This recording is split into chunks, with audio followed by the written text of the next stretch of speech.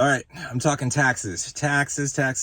How to prepare for taxes and how to do your taxes, pay taxes when it comes to crypto bull run season, both for native cryptocurrency and Grayscale Trust. I'm going to talk about this. This video is requested by Crazy Rich Asian, who hopefully is even more crazier rich at the end of this bull run than he is right now. Other people have asked about similar things, so I just want to talk about how to do this. None of this is tax advice. None of this is financial advice. Do your own research. I'm just sharing my opinions and giving you some advice, things to look into, things that you might want to do. Okay, so here's my plan.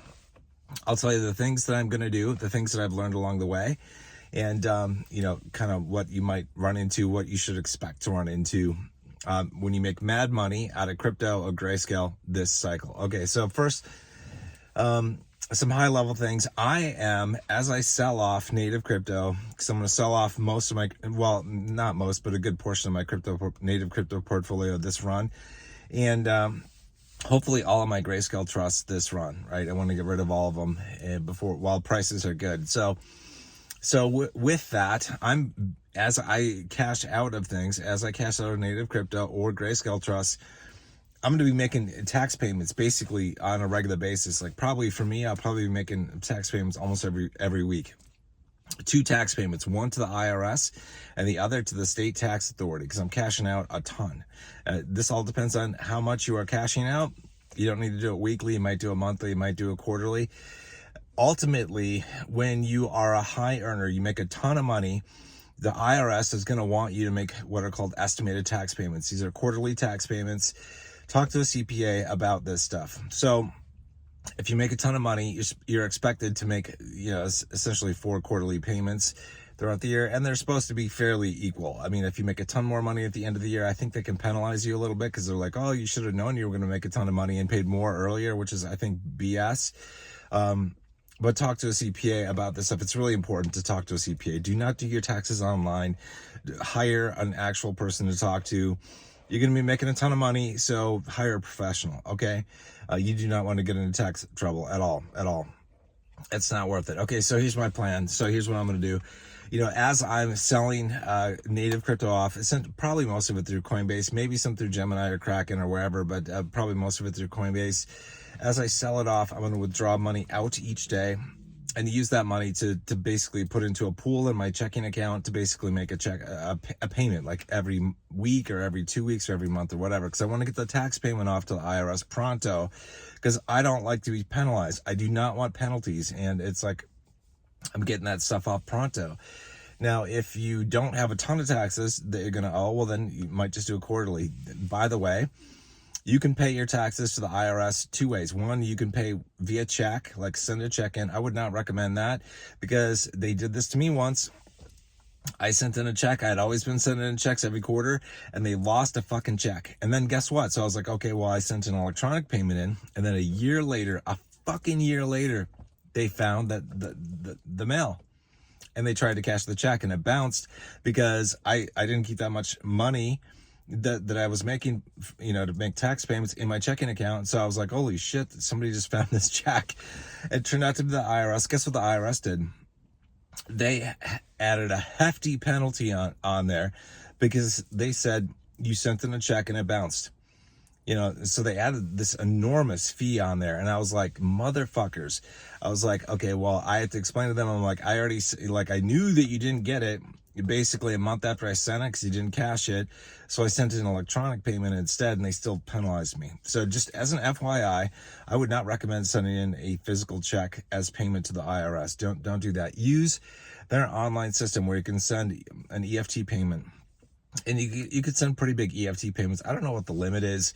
I've done, in the past, like for my business, I've done like $1.5-2 million transfers at a time. I don't know how high they can go or what the limit is, but it should probably take care of like your needs, I'm guessing. So I would suggest paying online using the IRS or the U.S. Treasury. I forget the link, whatever it is. Somebody posted it in Discord a while back, but you can search for it and just find it. Also, I would do the same thing. I'm going to do the same thing for my state. I'm going to send in an electronic payment if I can, unless there's some problem with it, then I'll send in a check, but I'm going to send an electronic payment into my state for the taxes. I'm keeping track of the taxes that I think I'm going to owe as I sell things off. Like Is it short-term gains taxes or long-term gains taxes that I'm going to be paying? If so, what do I need to allocate from this cash that's sitting in my brokerage account or my checking account?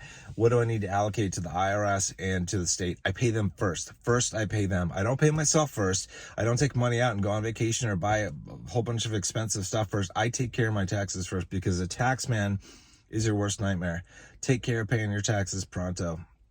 Now, when it comes to Greyscale funds in your brokerage account, here's something that's kind of nice that you can do. And I have to give credit to the people on Discord that watch this channel for giving me suggestions on how to do this. I did not know that you could do this before, but what you can do, and I've done this at Fidelity and Schwab both, you can add a checking account to your brokerage accounts. So like on Schwab, you can say, I want to open a checking account, and then you just associate it with one of the brokerage accounts that you have, or the only one that you have. Fidelity can do the same thing. Also, Fidelity has a separate account called the cash management account, which is only basically cash management, and you can get checks and a check card through there as well. So the nice thing about this is, like on Schwab, for example, if you're selling off Greyscale Trust stuff, you got money sitting in your brokerage account, and you're going to pay online through your state, for your state, or for the IRS for taxes. Well, just use the routing numbers that are associated with the brokerage account. They'll give you the numbers that are associated, that are like your checking account numbers for that brokerage account. And you can use that to basically do a direct debit right from your Schwab account. Same thing for Fidelity. That's my plan. I'm going to basically transfer money to the IRS out of my Fidelity account and my Schwab account, but I have much more in Fidelity. So it's like I'll probably pay most of my taxes out of my Fidelity account, but I'm going to take care of it first there.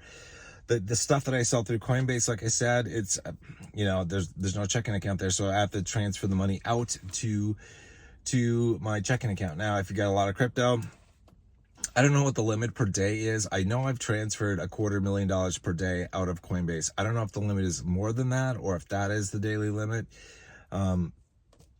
But for most people, that's probably going to be okay. Like if you're trying to get, I wouldn't leave a ton of cash sitting in Coinbase account. Like after if you got millions of dollars worth of crypto because you got lucky with something you invested in, I would not suggest leaving a ton of cash sitting in your Coinbase account. Move it out to your own personal checking account. It's okay to leave some there, but just I wouldn't leave a whole lot. Obviously, it's up to you, but just my thoughts on things. So that's my summary of things. Like, make sure you pay your taxes. Pay your taxes first. Like, pay the tax man first. You do not want to start spending your money on stupid shit or good shit and then find out that you owe a ton more money than what you thought and not have the cash. Make sure you're paying taxes first. Pay the tax man first. I hate owing the tax man anything at the end of the year when I do my return. So typically what I do is I'll calculate as close as what I think I'm going to owe, and then I pay a little bit more. I don't want to pay a lot more because I don't want the money to basically be doing nothing sitting with them, but I pay a little bit more just so I don't actually owe anything. And I've been successful in doing that for the past couple of years, actually. With my business, it's been really nice. I don't think I've gotten anything where it's like, oh, you owe us XYZ. I think I had that with like the state, once, but with IRS, no. I just have a little bit that gets rolled over basically to the next year as a credit. I don't want to overpay too much because they don't pay shit for interest. And it's like, you can do much better investing in money, but a rollover credit is still better than, in my opinion, having to owe them something. I don't want to, owe them anything. It's like,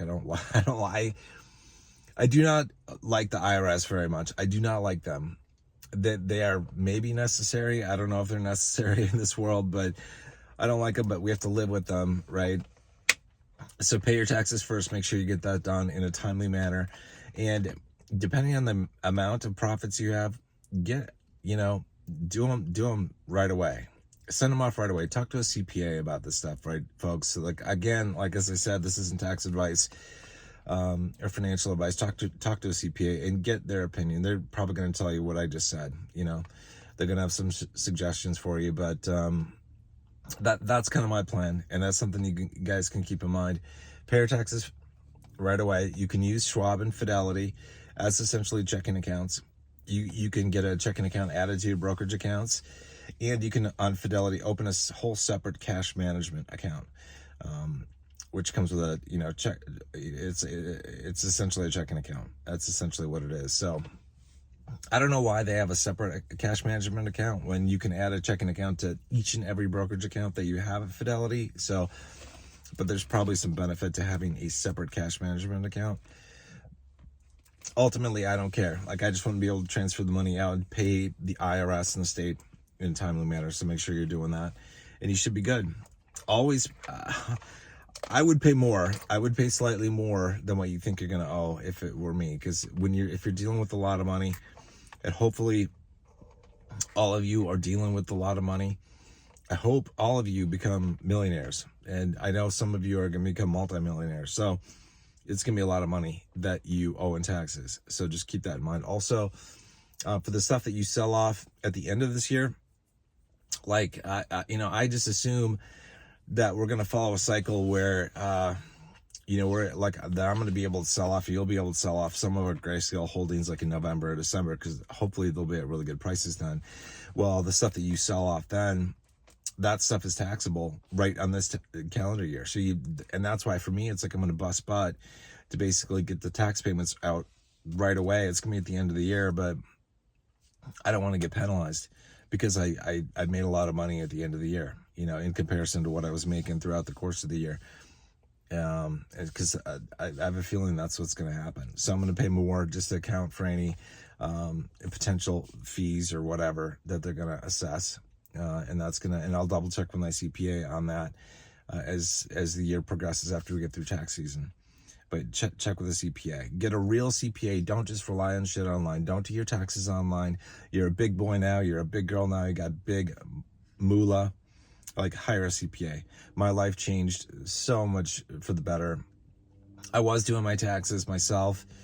Even the first year or two, I think, of my business, I was doing it myself. And it just got so much better when I got a CPA. More write-offs, all that kind of stuff, much more knowledgeable. I would never go back to doing taxes without a CPA. Even if I didn't have a business, I would never do it. So just take, the online services are just made for the masses. They're not made for you. You are going to be a part of the 1%. Like, that's just you. Like, you're going to make out mad money in the crypto bull run. And in, whether you're a native crypto or Greyscale, you're going to do really well. So, all right, leave a comment if you have a question, or post a question on Discord. If you're not a member of Discord, join. It's free. Join using the link in the pinned comment below. Hope to see you there, and I'll see you guys in the next video. You guys take care.